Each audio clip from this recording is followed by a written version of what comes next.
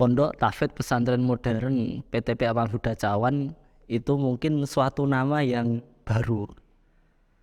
Pendidikan itu kan senantiasa mengikuti pola zaman kan. Saya ulangi ya. Aku bingung nggak tadi. Nggak ngobrol biasa. Yes, very well. Iya. Pondok Tahfidz Pesantren Modern. Mungkin itu suatu istilah yang masih baru. Dan itu memang dari pengurus yayasan suatu bentuk kesengajaan juga. Ingin menyampaikan bahwa Pondok Al-Huda ini adalah suatu pondok tahfidz. Pondok tahfidz dalam lingkup bukan sekedar komplek pesantren berada di tengah kampung membuat suatu komplek pesantren untuk tahfidzul Quran. Tapi pondok tahfidz itu membuktikan ini suatu pondok tahfidz yang memesantrenkan masyarakat yang pertama. Kemudian kenapa pesantren modern? Menunjukkan bahwa Al-Huda ini selain pondok tahfidz, di situ kemudian kita pola pendidikannya menggabungkan antara pendidikan yang telah terbukti dari generasi salaf dan juga pendidikan modern yang menyesuaikan dengan perkembangan zaman. Maka di situ dicantumkan namanya Pondok Tahfidz Pesantren Modern. Sehingga tadi kan Ustadz bertanya, Pondok Tahfidz Pesantren Modern tujuannya apa? Agar orang bertanya, ini apa toh? Kok Pondok Tahfidz Pesantren Modern? Yaitu ini Pondok Tahfidz Pesantren Modern, suatu pesantren tahfidz yang memesantrenkan masyarakat dan juga berpendidikan sistem modern yang menyesuaikan dengan kondisi zaman.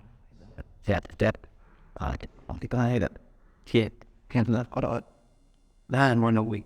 Yang kita lagi. Al-Huda pondok anyar. Kelebihannya apa nilai jualnya berapa? Al-Huda, kita dari kalau nilai jual di Pondok Al-Huda ini sesuai dengan namanya. Jadi program utama kita memang tahfidzul Quran. Di situ bagaimana anak-anak kita bimbing untuk menghafal Al-Quran 30 juz, dibimbing oleh para muhafidz. Muhafidz itu ustadz yang membimbing hafalan santri yang telah hafidz 30 juz dan juga bersanad Al-Quran. Kemudian keunggulan berikutnya kita untuk saya ulangi. Produk bingung aku tadi ya. Bingung. Nerwali santri enak. Saya ulangi ya. Apa tadi pertanyaan? Bukan yang dari pondoknya dokumen. Pondok Al-Huda keunggulannya kita dari nama. Jadi keunggulan pertama kita adalah suatu pesantren tahfidz.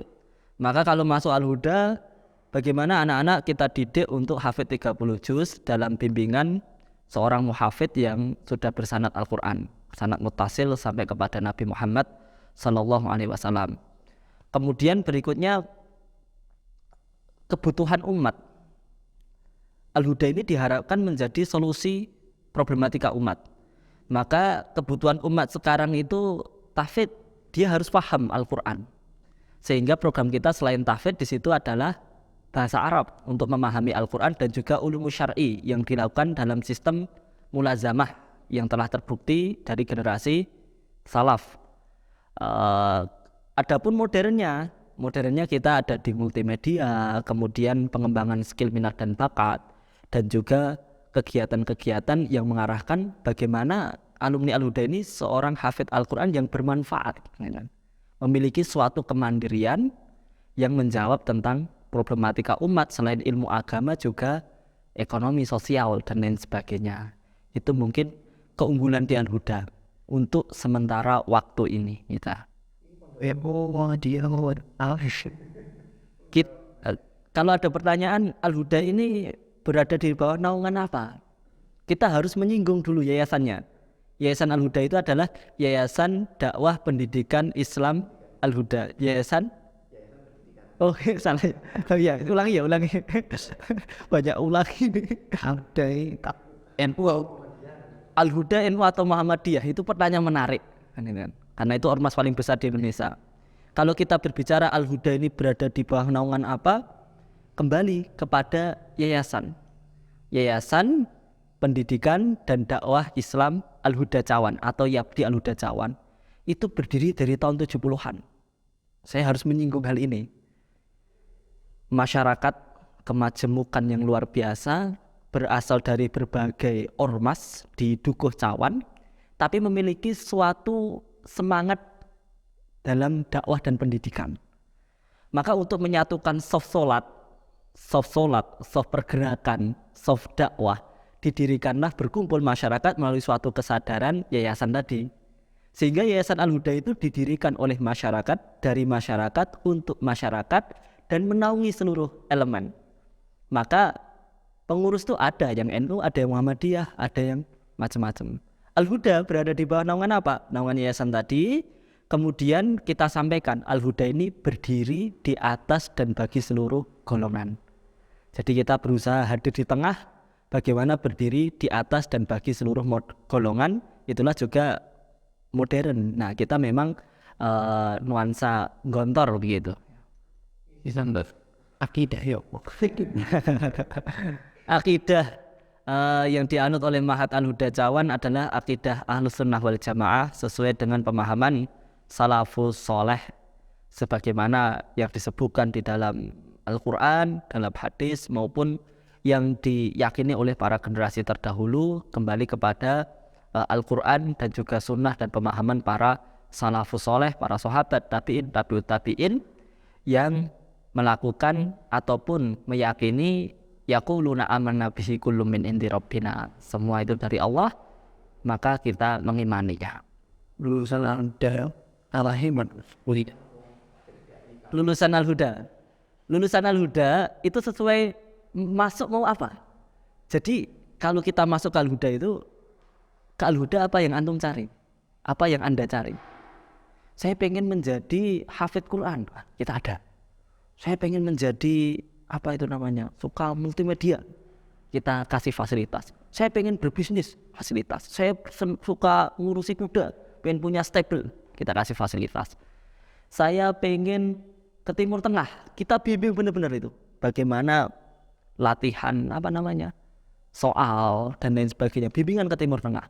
Saya pengen jadi dokter, sementara kita belum. Jadi memang di Al-Huda ini kita terbuka di awal. Anak ibu atau bapak, anak bapak pengen jadi apa? Atau mungkin ketika santrinya sendiri, kamu pengen jadi apa? Sesuai enggak dengan kita? Kita bisa memfasilitasi atau tidak? Tadi pertanyaannya? Outputnya sesuai dengan keinginan santri. Bagaimana ingin lanjut sekolah, kita berikan fasilitas. Ingin apa namanya, usaha bisnis, kita berikan suatu bimbingan. Ya, kita Pendidik banyak pondok pesantren ini cuma kayak sekolah biasa. Pernah melakukan kepada santri di Al-Huda orang itu seperti takwi ben dihadapi tapi ada makhluknya. ya. Penanaman ruh bagi santri Al-Huda. Kita pondok tahfidz, kita kembali kepada Quran. Wa kadzalika wahayna ruhan min amrina. Quran menyebutkan wahyu itu digunakan kalimat ruhan min amrina. Quran menggunakan kalimat roh. Kami wahyukan kepada Muhammad roh. Maka Quran ini menjadi spirit. Sehingga santri Al-Huda itu diharapkan bagaimana? Bukan hanya menghafal Quran, tapi wa innaka la'ala khuluqin azim. Bagaimana bersifat, berkarakteristik, mengaplikasikan bentuk daripada Al-Quran itu seperti apa, diharapkan santri Al-Huda. Sehingga tadi program pondok, kalau kita sampaikan ya, program pondok, maka hafal Quran ya harus berdakwah. Hafal Quran ya harus, saya bahasakan kepada santri, kalian harus jadi orang kaya. Pengusaha ya hafal Quran kan gitu kan. Kalian mau jadi guru hafal Quran. Semua bisa diraih dengan Al-Quran dulu kan itu kan. Tapi kalau kalian sekarang nggak menghafal Quran kan itu kan. Misalkan tadi mau bisnis, sekolah bisnis boleh, belum tentu hafal Quran. Tapi kalau hafal Quran dulu, mau jadi apa-apa sama aja, bisa semuanya kan gitu. Kalau ada santri mau lanjut kuliah umum, santri mau lanjut kuliah umum, kita kembalikan kepada tadi. Jadi Al-Huda ini suatu lembaga yang kita baru berusia mulai berjalan 2020. Kalau sekarang video ini dibuat tahun 2023, maka Al-Huda ini baru 3 tahun. 3 tahun anak-anak itu baru mulai belajar agak lari-larian. Lari jatuh kan itu kan, nangis kan itu kan. Al-Huda ini suatu program atau suatu amal dakwah yang bukan terbatas waktu. Maka kita berpikir puluhan bahkan ratusan tahun ke depan. Untuk awal berdiri, kita tadi program kita masih tahfidz ulumus syar'i. Karena itu memang kita menanamkan ruh bagaimana lembaga ini bisa berjalan dalam waktu yang lama. Tapi kalau untuk kedepannya mau sekolah umum, kita memiliki program besar. Bagaimana suatu saat kita ada unit yang memfasilitasi anak-anak untuk belajar umum, jurusan IPA atau IPS atau lain sebagainya. Untuk sementara ini, kalau pengen belajar umum di Al-Huda, ya mungkin tadi saya sampaikan, kita terbuka, saya mau jadi dokter, tunggu dulu. Kalau sekarang kita belum, mending antum sekolah di tempat lain serius, nanti 10 tahun lagi balik ke sini kita bikin unit yang bisa mencetak dokter hafidz Quran. Gitu, Pak. Ada lebih baik optimis. Itu belum nih. Kita sadar berlanjut dan bisa hasilnya bisa. Pertanyaan terakhir akhir. Untuk baik, keunggulannya Anda dibandingkan pondok-pondok lain ada Keunggulan Al-Huda dibandingkan pondok lain. Sebenarnya kalau keunggulan itu kita kembali kepada orang lain yang melihat. Kalau kita sementara ini sering melakukan lebih kepada muhasabah kita, kekurangan kita apa toh? Sehingga kita rutin menjalin silaturahmi kepada pesantren-pesantren. Karena Al-Huda ini bukan kemudian suatu lembaga yang baru, kemudian menafikan lembaga-lembaga yang lama. Justru kita ini suatu embrio dari lembaga-lembaga lama. Kalau berbicara keunggulannya, orang-orang nanti yang bisa menilai. Tentunya kita sedang berusaha melangkah untuk bagaimana road tiket ini. Ini tuh. Saya ada jawabannya. Saya ulangi ya. Keunggulan. Saya ulangi.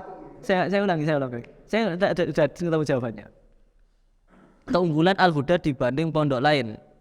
Al-Huda dibanding pondok lain, kalau kita berbicara keunggulan, mungkin kita untuk diri kita memang lebih banyak muhasabah, Ustadz. Kalau keunggulan itu kan kemanfaatan, dan demikianlah seorang muslim harus menjadi orang yang bermanfaat bagi sekitarnya. Kalau berbicara keunggulan, kita sedang mencari dalam artian berusaha. Adapun penilaian itu kan kita kembalikan kepada setiap individu, masyarakat maupun lembaga-lembaga yang bekerja sama. Kita tinggal di wilayah Jatinom. Jatinom itu ada 4 pesantren tingkat SLTA tahfidz Quran semua, termasuk Al-Huda. Spesifiknya masing-masing. Kalau berbicara keunggulan, kita lebih berharap kepada pesantren-pesantren sekitar itu sebagai seorang muslim benar, kita harus musara'ah ilal khairat dan juga musabaqah ilal khairat. Bergegas, berlomba-lomba dalam kebaikan. Amin ya Allah. Aduh, bingung tak tahu. Before one went up to stop pada satu lagi ada Ekspresi ini kurang tepat kan kita. kedahan benar kepiting. Oh ada. Itu tahap bahkan terus tapi terus yang awal jam. Iya. Akhirnya cari penutup loh yo. Tapi keunggulan kita emang produk wih lah. Wong liya malah ojo aku lah. Keunggulan ini aja. Nek saran saya malah masyarakat itu toh. Ini Al-Huda itu apa? Kemanfaatan yang didapat itu. Orang sekitar langsung bilang, oh bagus ini. Jadi apa dilanjutkan? Kan malasin. Nanti kan akhirnya pada video itu. Lalu betul. Gimana men? Kamu udah sampai tuntas ya? Pengen habis baterainya. Kan malasin. Dari mas mau kena nih kena masuknya ke video kegiatan. Oh berarti omonganku. Kamu berapa? Munasab terkau. Anda sudah sampai. Betul. Ini aja. Aku ambro gitu. Ekspresiku paham banget.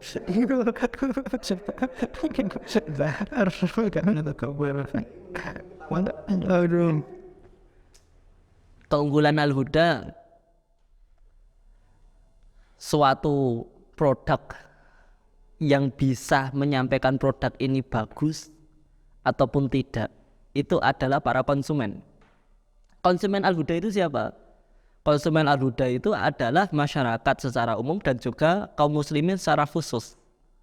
Maka kalau berbicara keunggulan Al-Huda, yang bisa menyampaikan masyarakat baik sekitar, itu kan yang 24 jam bersamai, ataupun cakupan lebih luas yang sekali 2 kali ketemu daripada alumni Al-Huda. Kalau kepada diri kita melakukan evaluasi, muhasabah. Di Jatinom ada 4 pesantren tingkat SLTA tahfidzul Quran semua. Kita menyampaikan kepada setiap pesantren, seorang muslim ataupun lembaga dakwah itu memang harus musara'ah ilal khairat, bersegera dalam kebaikan, dan juga musabaqah ilal khairat, berlomba-lomba dalam kebaikan. Kita jangan sampai terlalu fokus membesarkan hanya lembaga kita, karena lembaga itu bagian kecil dari agama ini. Sehingga kita bagaimana setiap pesantren, harapan kita itu saling bantu-membantu, bekerja sama memajukan dakwah keislaman.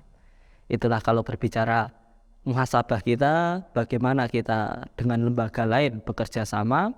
Tapi kalau dengan evaluasi kita atau kelebihan Al-Huda, ya yang bisa menilai adalah kaum muslimin. Mungkin wawancara sendiri nanti bisa menilai itu kan. Ya, kalau saya sih kayak beres gitu. Nanti masuk. Ada. Untuk wajib bakal apa?